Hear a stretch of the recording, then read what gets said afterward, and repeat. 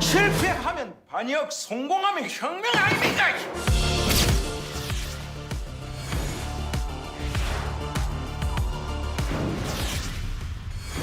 이곳 남해 노량에서 적들을 맞이할 것이오.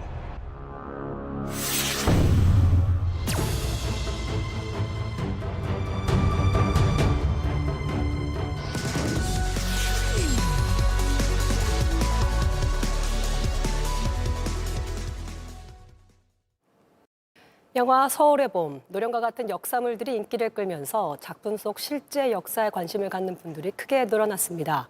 영화 속 이야기 어디까지가 사실인지 또 우리가 놓치고 있는 역사 이야기는 없는지 최태성 선생님 모시고 이야기 나눠보겠습니다. 안녕하세요. 네, 안녕하세요. 한국사 길잡이 역사 커뮤니케이터 금별쌤 최태성입니다. 아, 금별쌤 모셨습니다. 네, 불러서 너무 감사합니다. 네, 반갑습니다. 네. 영화 이제 서울의 봄과 노량이 많은 인기를 끌고 있습니다. 어떻게 보셨습니까? 정말 웰메이드, 너무 잘 만든 그런 영화다라는 생각이 드는데 특히 그 기억나는 장면이 하나 있어요. 그 서울의 봄에 네. 맨 마지막 장면에 그 전두광이죠. 예. 그때 그 화장실 뒷간이죠, 뒷간. 거기서 으아 있는 정말 그 승리자의 어떤 그 기쁨 이런 것들은 마음껏 발산하는 그런 모습. 그 장면이 참 기억이 나는데 네. 저기서 저렇게 승리자의 모습을 보이고 있는 저 전두광이 이제 나중에 감옥에 가는 사실을 알게 될런지 그리고 사형을 언도받는 사실을 알게 될런지 그리고 죽어서도 자신의 무덤에 온전히 묻히지 못하게 된다는 사실을 알게 될런지 이런 것들까지 좀 같이 조망이 되니까 굉장히 어떤 역사란 무엇인가에 대해서 한번 좀 생각해 보게 되는 그런 장면이 아니었는가라는 생각이 듭니다. 그럼 노량의 기억나는 장면은 뭐였을까요? 나의 죽음을 적에게 알리지 말라. 알리지 말라. 그거는 뭐 사실은 노량에서의 가장 하이라이트 장면이기 때문에 이미 알면서도 과연 저 부분을 어떤 모습으로 표현했는지 일단 좀 궁금증으로 바라보지 않았나라는 생각이 듭니다. 맞아요. 그게 어떻게 구현이 됐을까? 그렇죠, 그렇죠. 굉장히 궁금했던. 이 장면은 완벽히 창작 부분인데 네. 시청자분들이, 관객분들이 오해하시지 않았으면 좋겠다라는 부분도 있을까요? 있죠. 우선 노량에서는요. 노량에서 거북선이 등장을 합니다. 네, 근데 실제로 노량에서는 거북선은 등장하지 않거든요. 굉장히 큰 팩트네요. 그렇죠. 근데 이순신 장군이 싸우는데 거북선이 빠지면 마치 그 안고 빠진 찐빵처럼 뭐가 이상하단 말이죠. 그래서 아마 감독께서는 아마 그 거북선 씬을 아마 집어넣은 것 같지만 실제 역사에서는 거북선 등장하지 않습니다. 그리고 서울의 봄에서는요. 역시 이것도 뭐 극적인 장면이었죠. 바로 그 경복궁, 진압군과 반란군의 그 대치 장면은 존재하지 않습니다. 아, 그래요? 네, 굉장히 극적인 장면이었지만 실제 역사에서는 존재하지 않는 그런 부분이 되겠습니다. 그럼 원래 그 바리케이드 넘어가서 뭐 서로 대면하고 뭐 이런 게 없었던 거네요? 다 상상이죠. 다 허구죠. 와, 이 반란군이 그 진도를 나가는 게 너무 빨랐기 때문에 진압군이 들어올 수 있는 그 여지가 없었어요. 근데 영화에서는 그런 극적인 어떤 대치 장면이 있어야 되기 때문에 그 모습들을 만들어 놓은 것입니다. 아, 그랬군요. 그러면 서울의 봄에서도 이 장면이 나오잖아요. 극중 이제 대통령이 서명을 하면서 네. 사후제가라고 분명히 다시 네. 한번 적습니다. 네. 요건 사실입니까? 그건 사실입니다.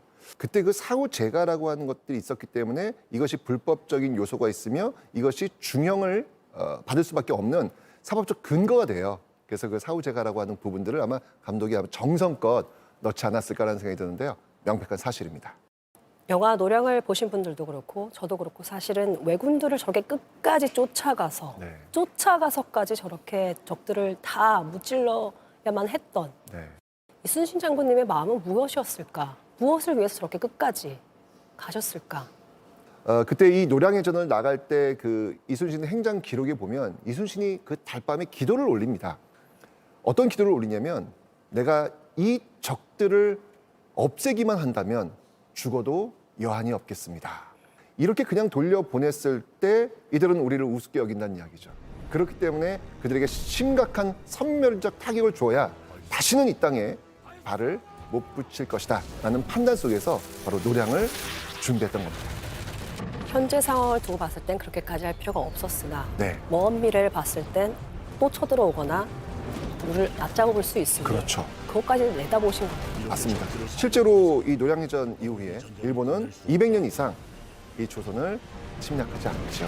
이런 것들이 바로 그 노량을 준비했던 이순신 장군의 큰 그림이 아니었을까라는 생각이 듭니다. 자, 저희가 서울의 봄과 노량을 좀 얘기를 나누고 있는데 네.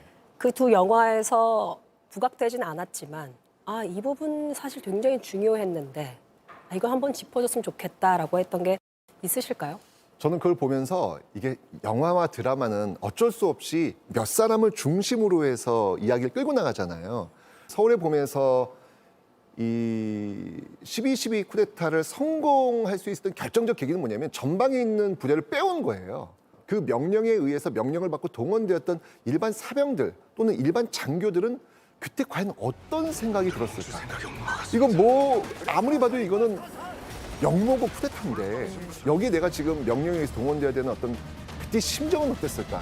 노량에서도 이순신 장군의 그 전투, 그 모습들을 수행해 나갔던 그 판옥선 밑에서 그 노를 젓고 있었던 일반 그 수군들의 그 모습들, 그들의 모습은 또 어땠을지, 즉 몇몇의 어떤 그 역사가 아니라 그 몇몇의 역사와 함께했던 그 많은 일반 다수의 모습들도 좀 많이 부각되었으면 좋겠다. 어찌 보면 그들의 모습이 우리의 모습일 수 있기 때문이죠.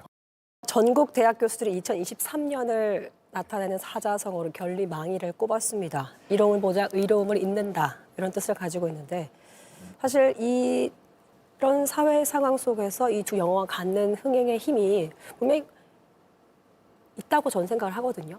맞습니다. 특히 서울의 봄과 노량을 보면서 그런 생각이 들더라고요.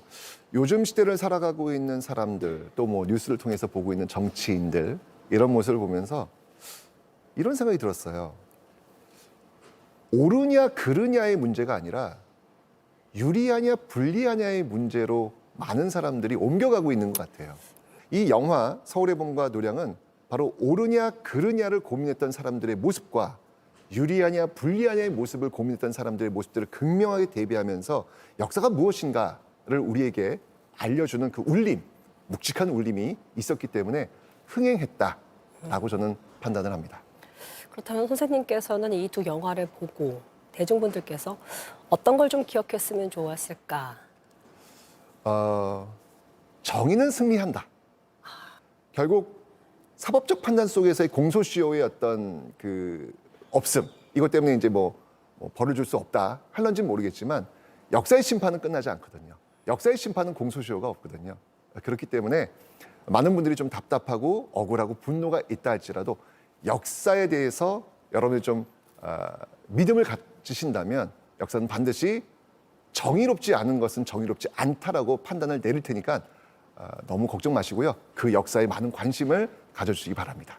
역사적 심판은 끝나지 공소시효가 않는다. 없습니다. 멋있는 말이네요. 참 문화적으로 많은 의미를 갖고 또 큰 힘이 있는 것 같습니다. 네, 지금까지 최태성 선생님과 이야기 나눠봤습니다. 인터뷰 고맙습니다. 감사합니다.